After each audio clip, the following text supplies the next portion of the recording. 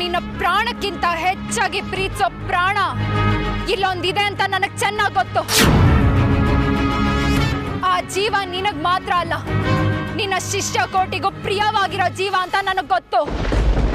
ಯಾವುದು ಆ ಜೀವ? ಯಾಕೆ ನಿಮಗ್ ಗೊತ್ತಿಲ್ವಾ? ಗೊತ್ತಿಲ್ಲ ಅಂದ್ರೆ 5 ನಿಮಿಷ ಕಾದ್ರೆ ನಾನೇ ತೋರಿಸ್ತೀನಿ ಆ ಪ್ರಿಯವಾದ ಜೀವ ಯಾವುದು ಅಂತ.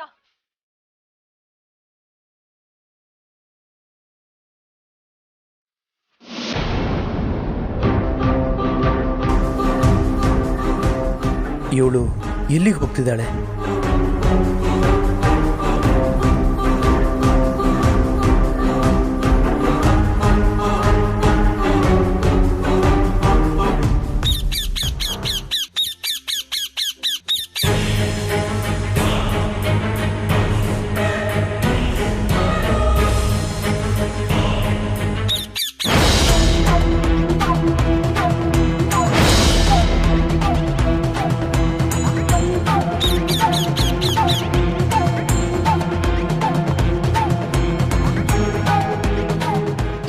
ಶಾಸ್ತ್ರಿಗಳೇ, ಅರ್ಜುನ್ ಇಲ್ಲಿದಾನ ಇಲ್ವಾ? ಉರ್ಮಿಳಾ, ಮೂಕ ಪ್ರಾಣಿಗಳನ್ನ ಹಿಂಸೆ ಮಾಡೋದು ಮಹಾಪಾಪ. ಪಾಪ, ಪುಣ್ಯ, ನ್ಯಾಯ, ನೀತಿ, ಧರ್ಮ, ಅಧರ್ಮ ಅನ್ನೋದು ಈ ಭೂಮಿ ಮೇಲೆ ಬದುಕ್ತಾ ಇರೋ ನಿಮ್ಮಂತವ್ರಿಗೆ ಮಾತ್ರ, ನನಗಲ್ಲ. ಸೃಷ್ಟಿಯ ಸಕಲ ಚರಾಚರ ಜೀವರಾಶಿಗಳಿಗೂ ಧರ್ಮ ಅಂತಿದೆ. ಅದನ್ನು ನಿರ್ಣಯ ಮಾಡೋದು ಯಮಧರ್ಮ. ಯಮಪಾಶನ ಮೆಟ್ಟಿ ನಿಲ್ಲೋ ಶಕ್ತಿ ಇರೋಳ್ ನಾನು ಅಂತ ನನಗೆ ಯಮಧರ್ಮರಾಯನ ಹೆಸರು ಹೇಳ್ಕೊಂಡು ಹೆದರ್ಸಕ್ ನೋಡ್ತಾ ಇದ್ದೀರಾ? ನೀವ್ ಹೇಳ್ದೆ ಹೋದ್ರೆ ಈ ಗಿಣಿ ಪ್ರಾಣ ಇಲ್ಲೇ ಈಗ್ಲೇ ಹೋಗುತ್ತೆ. ಅದು ನಿಮ್ಮ ಪವಿತ್ರವಾದ ಆಶ್ರಮದಲ್ಲೇ ಹೋಗುತ್ತೆ. ಇದು ನಿಮ್ಮ ಆಶ್ರಮದ ಗಿಣಿ ಅಲ್ವಾ? 100 ವರ್ಷಗಳಿಂದ ನಿಮ್ಮ ಆಶ್ರಮದಲ್ಲೇ ಇರೋ ಗಿಣಿ ಅಲ್ವಾ? ತುಂಬಾ ಶಕ್ತಿಶಾಲಿ ಗಿಣಿ ಅಂತೆ. ಆದ್ರೆ ನೋಡಿ, ಈಗ ನನ್ನ ಬಂದಿ ಆಗಿದೆ. ಈಗ ನೀವು ಸತ್ಯ ಹೇಳಿಲ್ಲ ಅಂದ್ರೆ ಇದು ತನ್ನ ಪ್ರಾಣನ ಕಳ್ಕೊಳ್ಳುತ್ತೆ. ಶುಕಪಕ್ಷಿ, ದಯವಿಟ್ಟು ನನ್ನನ್ನು ಕ್ಷಮಿಸು. ಅಶ್ವತ್ಥಾಮ ಹತಕುಂಜರ ಅಂತ ಧರ್ಮರಾಯನೇ ಧರ್ಮನ ಉಳಿಸೋದಕ್ಕೆ ಸುಳ್ಳು ಹೇಳಿದಾನೆ. ಅಂಥದ್ರಲ್ಲಿ ನಾನು ಸುಳ್ಳು ಹೇಳಿದರೆ ತಪ್ಪು ಅಲ್ಲ, ಪಾಪನೂ ಅಲ್ಲ. ಯಾಕೆ ಸುಮ್ಮನೆ ನಿಂತಿದ್ದೀರಾ? ಇಲ್ದಿರೋ ಅರ್ಜುನ ಇಲ್ಲಿದ್ದಾನೆ ಅಂತ ನಾನು ಹೇಗೆ ಹೇಳಿ? ಓ ಹಾಗಿದ್ರೆ ಈ ಗಿಣಿ ಕತೆ ಮುಗೀತು. ಅಯ್ಯೋ, ಸಾಯಿ. ಹಾಗೆ ಮಾಡಬೇಡ. ನನ್ನ ಮಾತನ್ನು ಕೇಳು, ಅದನ್ನು ಬಿಟ್ಬಿಡು.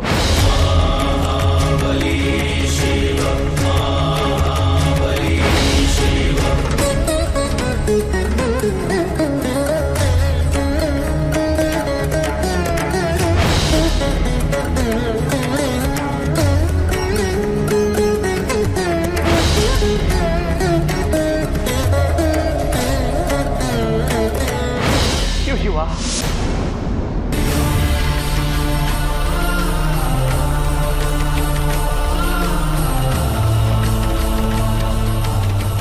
ಹೇ ಶುಕಪಕ್ಷಿಯೇ, ನ್ಯಾಯ ಉಳಿಬೇಕು, ಅನ್ಯಾಯ ಅಳಿಬೇಕು ಅನ್ನೋ ಧರ್ಮದ ಮಾತಿನಂತೆ ನಾನು ನಡ್ಕೊಂಡಿದ್ದೀನಿ. ಆ ಪ್ರಯತ್ನದಲ್ಲಿ ನಾನು ನಿನ್ನನ್ನು ಉಳಿಸ್ಕೊಳ್ಳೋಕ್ಕಾಗಲಿಲ್ಲ. ದಯವಿಟ್ಟು ನನ್ನನ್ನು ಕ್ಷಮಿಸು.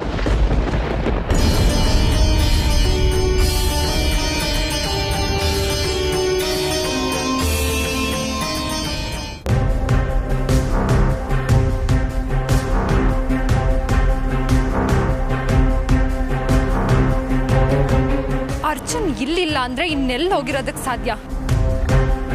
ಒಂದು, ಆ ಅಮೃತನ್ ಜೊತೆ ಇರ್ಬೇಕು. ಅವನು ಅಲ್ಲೂ ಇಲ್ಲ. ಮನೆಗೆ ಹೋಗಿರೋದಕ್ಕೂ ಸಾಧ್ಯ ಇಲ್ಲ, ಯಾಕಂದ್ರೆ ನಾನು ಇಲ್ಲೇ ಇದ್ದೀನಿ. ನನ್ನ ಲೆಕ್ಕಾಚಾರ ಸರಿಯಾಗಿದೆ ಅಂದ್ರೆ ಅರ್ಜುನ್ ಇಲ್ಲೇ ಇರ್ಬೇಕು.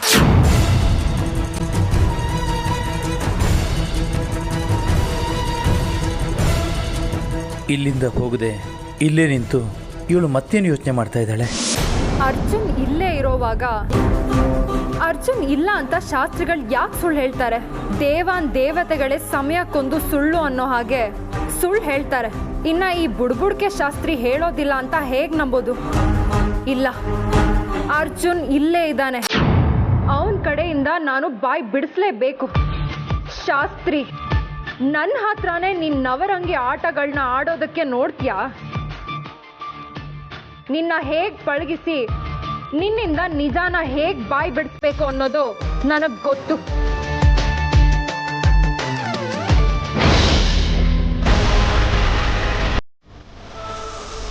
ಉರ್ಮಿಳಾ,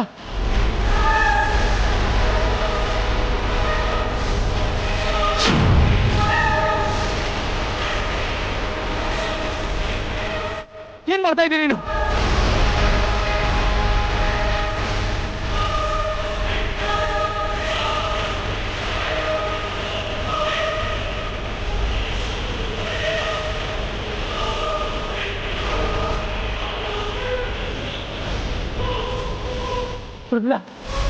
ಏನ್ ಮಾಡ್ತಾ ಇದ್ದೀನಿ ನೀನು? ಶಾಸ್ತ್ರಿ, ಸುಳ್ಳು ಹೇಳಿದ್ದಕ್ಕೆ ತಕ್ಕ ಶಾಸ್ತಿ ಮಾಡ್ತಾ ಇದ್ದೀನಿ. ನಾನು ಯಾವ ಸುಳ್ಳು ಹೇಳಿಲ್ಲ. ಆಶ್ರಮಕ್ಕೆ ಹಾಕಿರೋ ಬೆಂಕಿ ನಿಲ್ಸು. ಶಾಸ್ತ್ರಿ, ಅರ್ಜುನ್ ಇಲ್ಲಿಲ್ದೆ ಇನ್ನೆಲ್ಲಿರೋದಕ್ ಸಾಧ್ಯ? ಅರ್ಜುನ್ ಒಳಗಡೆ ಇಟ್ಕೊಂಡು ಸುಳ್ಳು ಹೇಳ್ತಾ ಇದ್ಯಾ? ಇಲ್ಲ. ಈಗ ನೀನ್ ನಿಜ ಹೇಳಿದ್ರೆ ನಿನ್ನ ಆಶ್ರಮ, ನಿನ್ನ ಶಿಷ್ಯಂದ್ರು ಉಳ್ಕೋತಾರೆ. ಇಲ್ಲ ಅಂದ್ರೆ ನಿನ್ನ ಆಶ್ರಮನೂ ಉಳಿಯೋದಿಲ್ಲ, ನಿನ್ನ ಶಿಷ್ಯಂದ್ರು ಉಳಿಯೋದಿಲ್ಲ.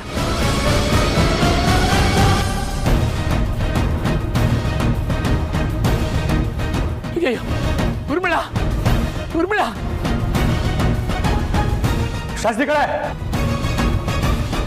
ಶಾಸ್ತ್ರಿಗಳನ್ನ ಕಾಪಾಡಿ.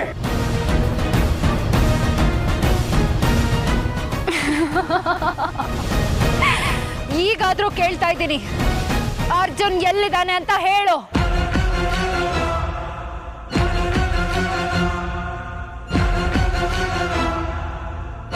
ಪರಮಾತ್ಮ, ಯಾಕಪ್ಪ ಹೀಗೆ ಹೆಜ್ಜೆ ಹೆಜ್ಜೆಗೂ ನನಗೆ ಧರ್ಮ ಸಂಕಟದ ಸಿಕ್ಕಾಕಿಸ್ತಾ ಇದೆಯಾ? ಈಗ ನಾನು ಹೇಳದೆ ಹೋದರೆ ಅರ್ಜುನ್ ಬೆಂಕಿಲಿ ಬೆಂದೋಗ್ತಾನೆ. ಅವನು ಅಲ್ಲೇ ಇದ್ದಾನೆ ಅಂತ ಹೇಳಿದ್ರೆ ಅರ್ಜುನ್ ಇವಳ ಕೈಗೆ ಸಿಕ್ಕಾಕೊಂಡು ಒದ್ದಾಡ್ತಾನೆ. ಏನು ಮಾಡೋದು ತಂದೆ? ಅತ್ತ ದರಿ ಇತ್ತ ಪುಲಿ ಅನ್ನೋ ಸ್ಥಿತಿ ನಂದಾಗಿದೆ. ಸರಿ, ಅರ್ಜುನ್ ಜೀವಂತವಾಗಿದ್ದರೆ ಏನಾದರೂ ಮಾಡಿ ಅವನ್ನ ನಾನು ಉಳಿಸ್ಕೋಬೋದು. ಅಕಸ್ಮಾತ್ ಅರ್ಜುನ್ ಜೀವ ಕಳ್ಕೊಂಡ್ರೆ ಅಮೃತ ತನ್ನ ಮುತ್ತೈದೆತನ ಕಳ್ಕೊಳ್ತಾಳೆ. ಆ ಪಾಪ ನನಗೆ ಸುತ್ತಕೊಳ್ಳುತ್ತೆ.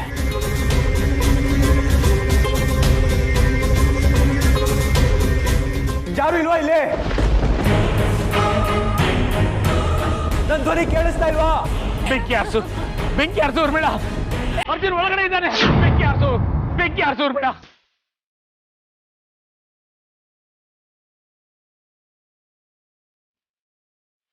ನಿನ್ನನ್ನ ಹೀಗ್ ಬಗ್ಸಿದ್ರೆ ಮಾತ್ರ ನೀನ್ ಬಗ್ಗೋದು ಅಂತ ನನಗ್ ಗೊತ್ತಿತ್ತು.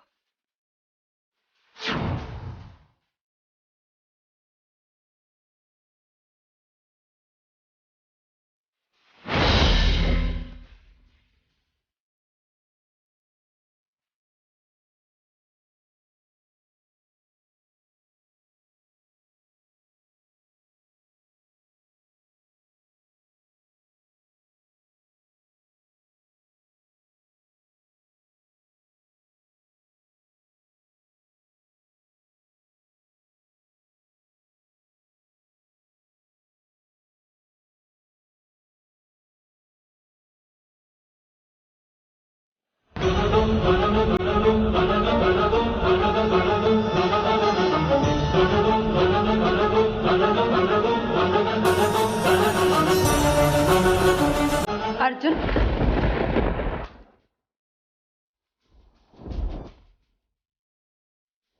ಮಣಿಯವರೇ, ನೀವು?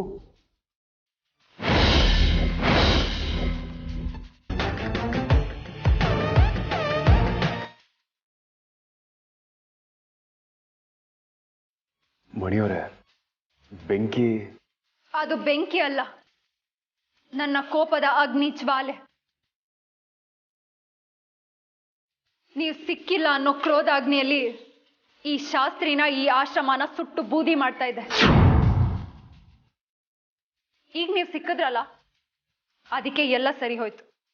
ಏನು ಹೇಳ್ತಾ ಇದ್ದೀರಾ ನೀವು? ನನಗೆ ಒಂದು ಅರ್ಥ ಆಗ್ತಾ ಇಲ್ಲ. ಗೊತ್ತಾಗೋ ಸಮಯಕ್ಕೆ ನಿಮ್ಗೆ ಎಲ್ಲ ಗೊತ್ತಾಗುತ್ತೆ. ಈಗ ಬನ್ನಿ ಹೊರಡೋಣ. ಎಲ್ಲಿಗೆ? ಅಲ್ಲಿರೋದು ನಮ್ಮನೆ, ಇಲ್ಲಿರೋದು ಸುಮ್ಮನೆ. ಅಂದ್ರೆ ಇದಲ್ವಲ್ಲ ನಮ್ಮನೆ, ಅದಕ್ಕೆ ಹೇಳಿದ್ದು. ಬನ್ನಿ ಹೋಗೋಣ.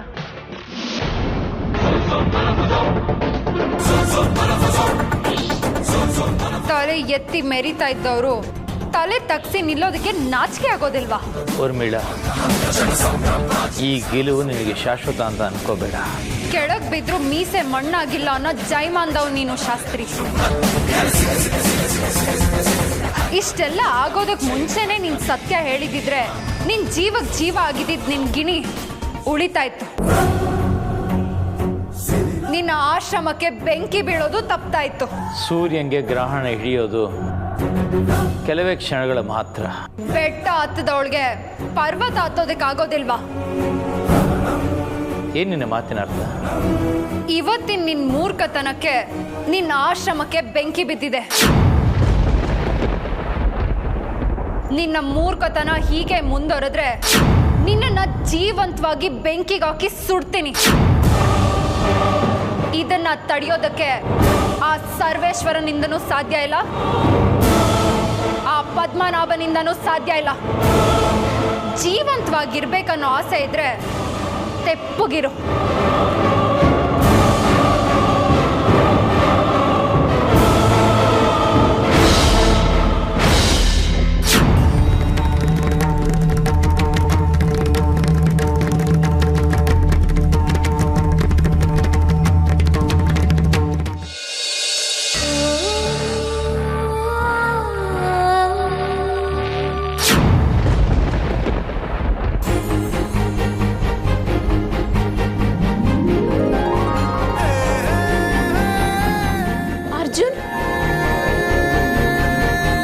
ಅರ್ಜುನ್, ಎಲ್ಲೋ ಹೊಟ್ಟೋಗಿದ್ದೆ. ನಿಮ್ಮನ್ನ ಎಲ್ಲೆಲ್ಲಿ ಅಂತ ಹುಡ್ಕೋದು. ಹೇಳ್ದೆ ಕೇಳ್ದೆ ಅರ್ಜುನ ಕರ್ಕೊಂಡು 2-3 ದಿನ ಹೊರಗಡೆ ಹೊಟ್ಟೋದ್ರೆ ಏನಂತ ಅರ್ಥ ಮಾಡ್ಕೋಬೇಕು ಮಣಿ?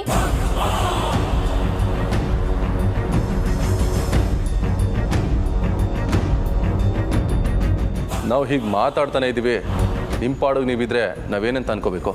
ಅಸಲಿ ಎತ್ತುಗಳನ್ನ ತಿಳ್ಕೋಬೇಕು. ಏನ್ ಅಸಲಿ ಎತ್ತು?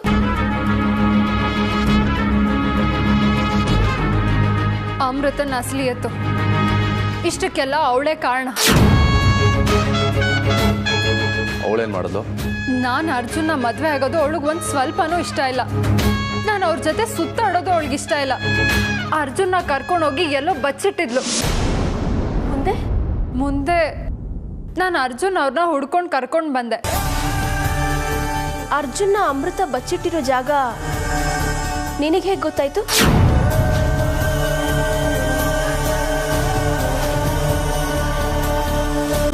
ಅದು ನಿನ್ನೆ ಕೇಳ್ತಾ ಇರೋದು ಮಣಿ. ಆ ಜಾಗ ನಿನಗೆ ಹೇಗೆ ಗೊತ್ತಾಯ್ತು ಅಂತ? ನಮ್ಮ ತಾತ ಒಂದು ಮಂತ್ರವಿದ್ಯೆನ ಹೇಳ್ಕೊಟ್ಟಿದ್ರು. ಆ ಮಂತ್ರ ಉಚ್ಚಾರಣೆ ಮಾಡಿದೆ, ಆಗ ಅವರಿರೋ ಜಾಗ ಗೊತ್ತಾಯ್ತು. ಅರ್ಜುನ್ಗೂ ನಿನ್ಗೂ ಯಾವ ಅಪಾಯನೂ ಆಗದೆ ಮನೆಗೆ ಬಂದ್ರಲ್ಲ, ನಮಗೆಲ್ಲ ಅದೇ ಸಮಾಧಾನ.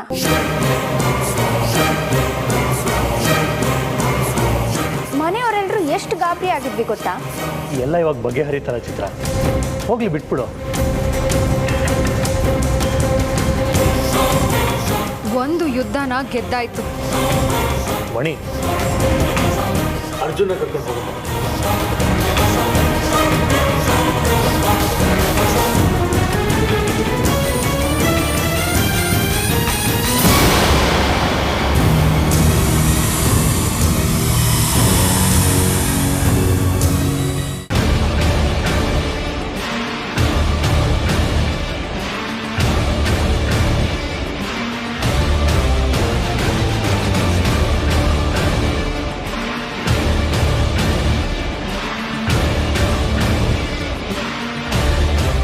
ಅರ್ಜುನ್, ಅರ್ಜುನ್,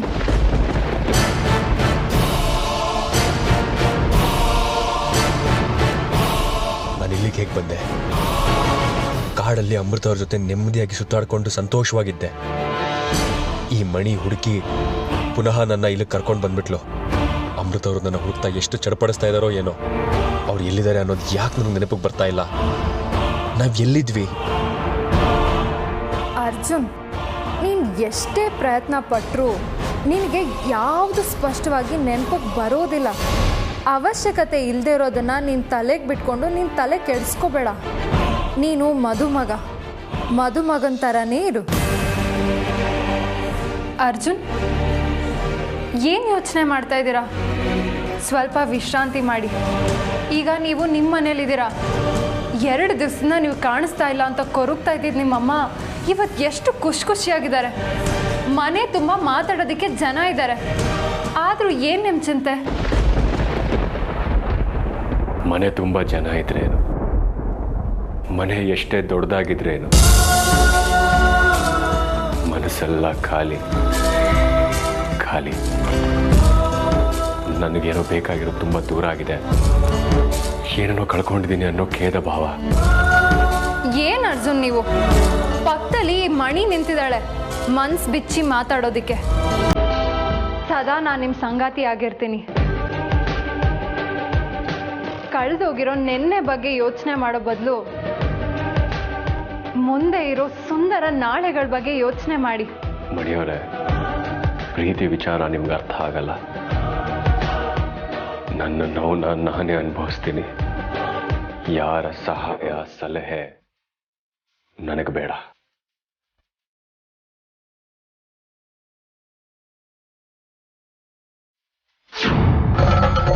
ಅರ್ಜುನ್, ಅಮೃತ ಅನ್ನೋದು ನಿನ್ನ ಜೀವನದಲ್ಲಿ ಮುಗ್ದೋದ ಅಧ್ಯಾಯ. ನೀನು ಎಷ್ಟೇ ಪ್ರಯತ್ನ ಪಟ್ಟರು, ಎಷ್ಟೇ ವ್ಯಥೆ ಪಟ್ಟರು, ಎಷ್ಟೇ ಹೋರಾಡಿದ್ರು ನೀನು ಅಂದ್ಕೊಂಡಿದ್ದು ನಿನಗೆ ಸಿಗಲ್ಲ. ಊರ್ಮಿಳ ಅನ್ನೋ ಪ್ರವಾಹದಲ್ಲಿ ಅಮೃತ ಅನ್ನೋ ನಿನ್ನ ಪ್ರೀತಿ ಕೊಚ್ಕೊಂಡು ಹೋಗಿದೆ. ನೀನು ಎಷ್ಟೇ ಹುಡುಕಿದ್ರೂ ನಿನಗವಳು ಸಿಗಲ್ಲ. ಈ ಮನೆಗೆ ಅವಳು ಕಾಲಿಡೋಕೆ, ನಿನ್ನ ಬದುಕಲ್ಲಿ ಮತ್ತೆ ಹೆಜ್ಜೆ ಇಡೋದಕ್ಕೆ ಸಾಧ್ಯನೇ ಇಲ್ಲ. ಅವಳು ಎಲ್ಲ ಬಾಗಿಲುಗಳು ಈ ಊರ್ಮಿಳ ಮುಚ್ಚಿದಾಳೆ. ಶಂಕದಿಂದ ಬಂದ್ರೇ ತೀರ್ಥ ಅಲ್ವಾ? ನನ್ನ ಮಾತನ್ನ ನೀನೆಲ್ಲಿ ಕೇಳ್ತೀಯ? ಸ್ವಲ್ಪ ಹೊತ್ತು ತಡಿ. ನಿನ್ನ ತಾಯಿ ಹೇಮಾನೇ ನಮ್ಮಿಬ್ಬರ ಸಂಬಂಧಕ್ಕೆ ಅಂತಿಮ ಮುದ್ರೆನ ಒತ್ತಾಳೆ.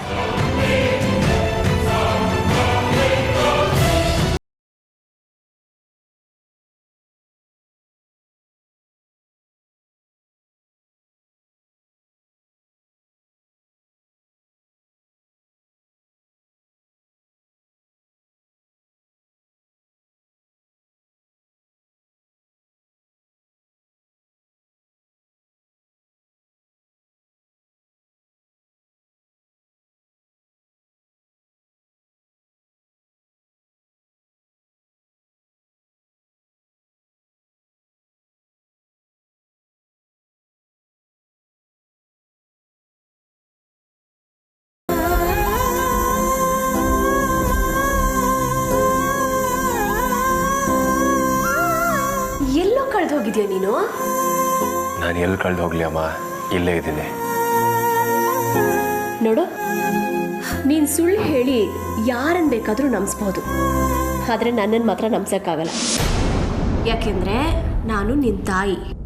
ನಿನ್ನ ಮನಸ್ಸನ್ನ ನಿನಗಿಂತ ಚೆನ್ನಾಗಿ ನಾನು ಅರ್ಥ ಮಾಡ್ಕೊಂಡಿದ್ದೀನಿ.